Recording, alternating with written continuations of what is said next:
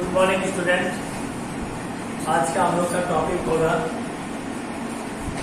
1917 से 1947 के बीच 1917 से 1947 के बीच हुए कुछ महत्वपूर्ण स्वतंत्रता आंदोलन। 1917 से 47 के बीच हुए कुछ महत्वपूर्ण स्वतंत्रता आंदोलन। तो इसको क्या है कि कभी क्रम में भी क्वेश्चन आता है, कभी अलग अलग करके भी डेट पूछा जाता है और इसमें क्या कंफ्यूजन हो जाता है कि पहले कौन हुआ है, पहले कौन सा आंदोलन हुआ है। इसमें बहुत ज्यादा कंफ्यूजन हो जाता है और वो तब जबकि आप बीच में रिवीजन नहीं कर पाए। ऐसी स्थिति में क्या होता है कि आप इसको क्रम वाइज करने में हल्का सा मिस्टेक भी किए तो पूरा क्वेश्चन आपका गलत हो गया, आपका मार्क्स चला गया। तो इसको क्या है कि एक स्टेटमेंट में पिरो करके हम उसको कुछ याद रखने के दृष्टिकोण से आसान बनाने की कोशिश किए। तो 1917 से 22 इसको 3 भाग में हमने बांटा है। 1917 से 22, 27 से 32 और 40 से 47। तो पहला जो स्टेटमेंट हम तैयार किए हैं, किसान रॉलेट एक्ट से जलियांवाला बाग और जलियांवाला बाग से खिलाफत और खिलाफत से असहयोग और असहयोग से चौरी चौरा में रुका। याद करेंगे आप लोग, किसान रॉलेट एक्ट से जलियांवाला बाग, किसान रॉलेट एक्ट से जलियांवाला बाग और जलियांवाला बाग से खिलाफत और खिलाफत से असहयोग और असहयोग से चौराचौरी में रुका। इतना से याद रखना है कि किसान रॉलेट एक्ट से जलियांवाला बाग और जलियांवाला बाग से खिलाफत और खिलाफत से असहयोग और असहयोग से चौराचौरी में रुका। तो इससे आपका ये क्लियर हो गया कि सबसे पहले किसान चंपारण सत्याग्रह जो हुआ था, किसान के द्वारा जो बुलाया गया गांधी जी को, तो पहला आंदोलन हो गया किसान का चंपारण सत्याग्रह, गांधी के द्वारा किया गया 1917 में। इसके बाद रॉलेट एक्ट लाया गया अंग्रेजों के द्वारा 1918 में और इस रॉलेट एक्ट का विरोध कर रहे थे कौन कौन, तो सत्यपाल और सैफुद्दीन किचलू को गिरफ्तार कर लिया गया था रॉलेट एक्ट के तहत। रॉलेट एक्ट में जो कानून बना था कि किसी भी जो स्वतंत्रता एक्टिविटी में है उनको बिना कारण बताए, बिना कुछ इंफॉर्मेशन का गिरफ्तार किया जा सकता है।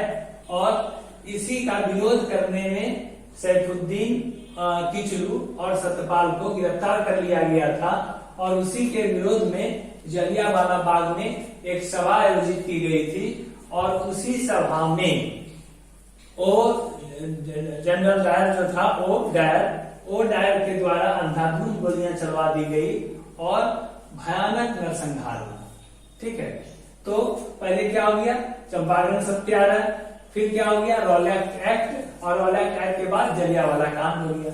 जलियांवाला बाग कांड होने के बाद उधर खलीफा के विरोध में जो कार्रवाई चल रहा था अंग्रेजों का, उसके खिलाफत आंदोलन यहाँ भारत में भी शुरू किया गया और उस खिलाफत आंदोलन में गांधी जी ने भी हिस्सा लिया और उसमें खिलाफत आंदोलन का नेतृत्व गांधी जी अपने हाथ में लेते हुए और फिर उस आंदोलन का प्रारूप बढ़ाते हुए उसको असहयोग आंदोलन में परिणत कर दिए और असहयोग आंदोलन में धीरे धीरे कांग्रेस के और नेता लोग भी शामिल होते चले गए। शुरू में तो नहीं हो रहे थे मोतीलाल नेहरू वगैरह, लेकिन बाद में वो लोग भी इसमें शामिल हुए। मोतीलाल नेहरू, चित्तरंजन दास सब लोग असहयोग आंदोलन में शामिल हुए और जब चौरा-चौरी घटना हो गया, एक थाना में 10 सिपाहियों के साथ एक थानेदार को जब आग लगा दिया गया, तो इस घटना से मर्माहत होकर गांधी जी ने असहयोग आंदोलन को स्थगित कर दिया, जिससे कि जो नेता थे चित्तरंजन दास, मोतीलाल नेहरू, सुभाष चंद्र बोस, ये लोग काफी दुखी हुए उनके गांधी जी के अचानक इस आंदोलन को, असहयोग आंदोलन को रोक देने की वजह से। तो इसका घटना क्या कारण थी आप लोग जान गए और क्रम भी जान गए। पहला चंपारण सत्याग्रह 1917, रॉलेट एक्ट 1918, फिर जलियांवाला बाग 1919 और खिलाफत आंदोलन भी 1919 में ही प्रारंभ होता है। इसके बाद असहयोग आंदोलन और इसके बाद चौरा चोरी। तो ये क्रम इस तरह से आप इसको याद रख सकते हैं। किसान रॉलेट एक्ट से जलियांवाला बाग और जलियांवाला बाग से खिलाफत और खिलाफत से असहयोग और असहयोग से चौरा चोरी में रुका। तो इस तरह से इतना ये कंप्लीट हो गया आपका। अब क्या है दूसरा स्टेटमेंट जो तैयार किए हैं। दूसरा स्टेटमेंट में आपका 1927 से 1932 के बीच जो आंदोलन हुए वो कवर हो जाएगा। तो इसमें क्या हम किए हैं, साइमन कमीशन के कारण कांग्रेस का लाहौर अधिवेशन हुआ। साइमन कमीशन के कारण, अब किसके कारण क्या हुआ ये नहीं सोच लेना है, ये स्टेटमेंट है याद करने के लिए इसको इस तरह से अरेंज किए हैं। साइमन कमीशन के कारण कांग्रेस का लाहौर अधिवेशन हुआ और गांधी जी की दांडी यात्रा सविनय अवज्ञा आंदोलन में परिणत हुई। कैसे याद करेंगे, साइमन कमीशन के कारण कांग्रेस का लाहौर अधिवेशन हुआ और गांधी जी की दांडी यात्रा सविनय अवज्ञा आंदोलन में परिणत हुई, जो हुई थी, जिसे इरविन ने गोलमेज में फंसाकर अंबेडकर जी और गांधी जी को पूना में मिलवाया। ठीक है, अब इसमें आप स्टेटमेंट को याद करने में वो आपको याद हो गया होगा कि साइमन कमीशन के कारण कांग्रेस का लाहौर अधिवेशन हुआ और गांधी जी की दांडी यात्रा सविनय अवज्ञा आंदोलन में परिणत हुई, जिसे इरविन ने गोलमेज में फंसाकर अंबेडकर जी और गांधी जी को पूना में मिलवाया। ठीक है, तो अब देख लीजिए साइमन कमीशन 1927 में आता है।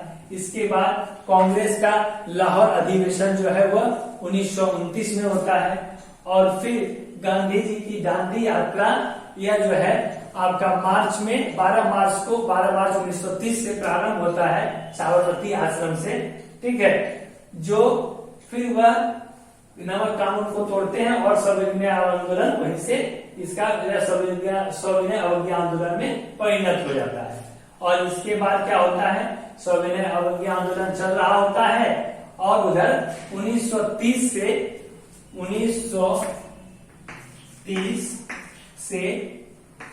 31 और 32 ये 3 राउंड टेबल कॉन्फ्रेंस होता है इंग्लैंड में, लंदन में 1930 में, 31 में और 32 में। तो 30 में आपका सविनय आंदोलन चल रहा होता है।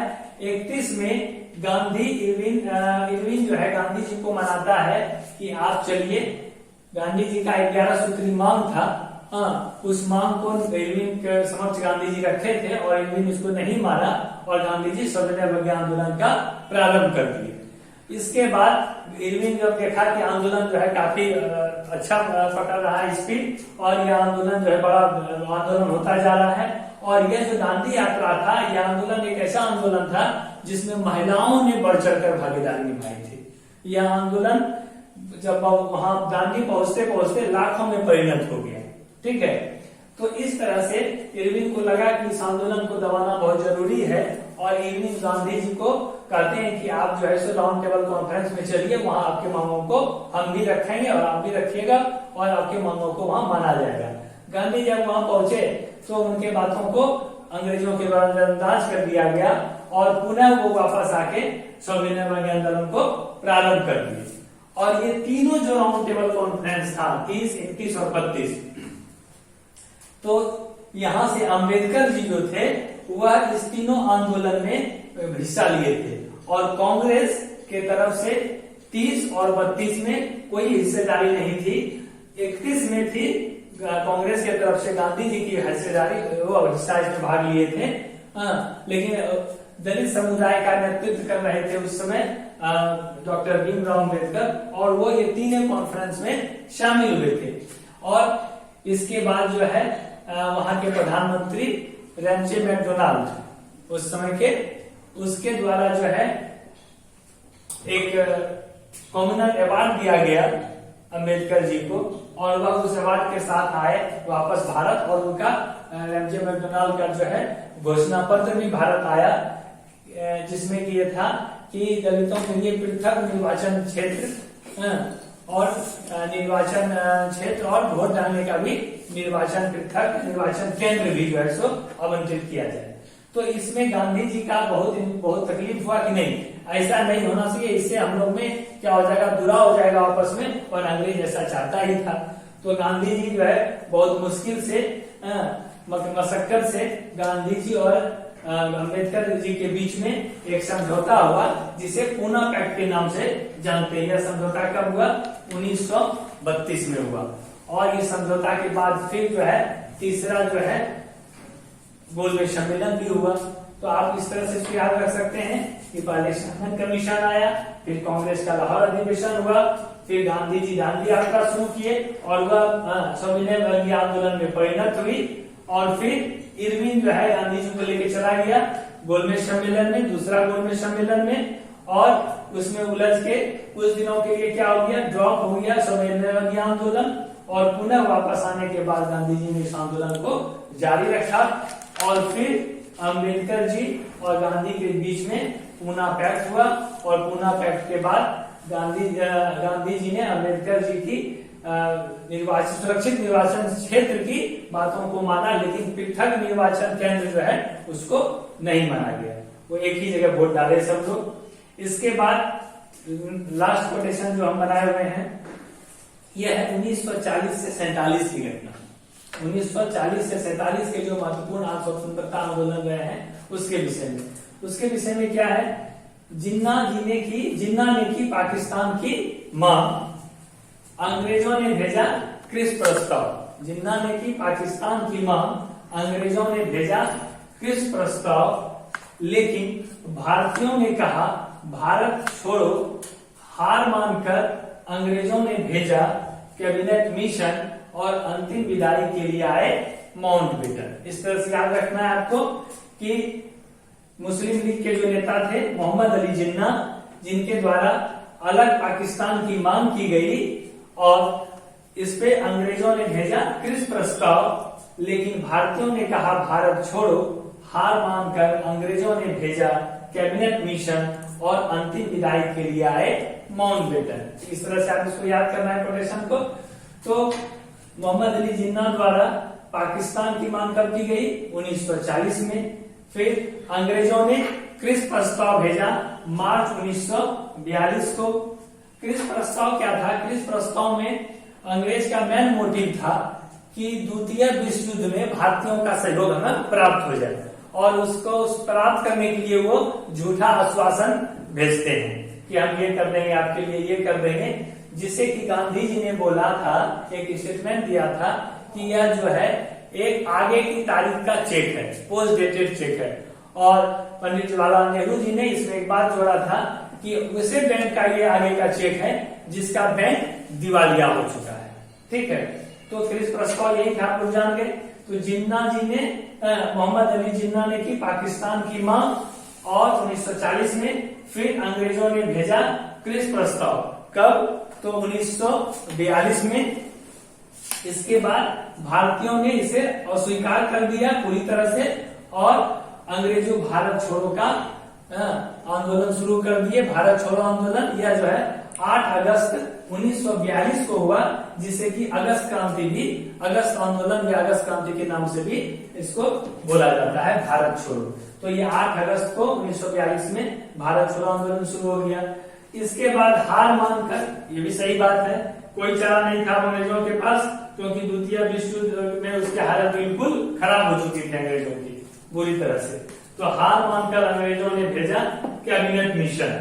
कैबिनेट मिशन को भेज दिया, फिर पूरा तैयारी शुरू हो गया। कैबिनेट मिशन आपका कब आया, 1946 में, जिसके आधार पे संविधान वगैरह सब कुछ बनके तैयार हो गया, सारा प्रोसेस जो है होने लगा।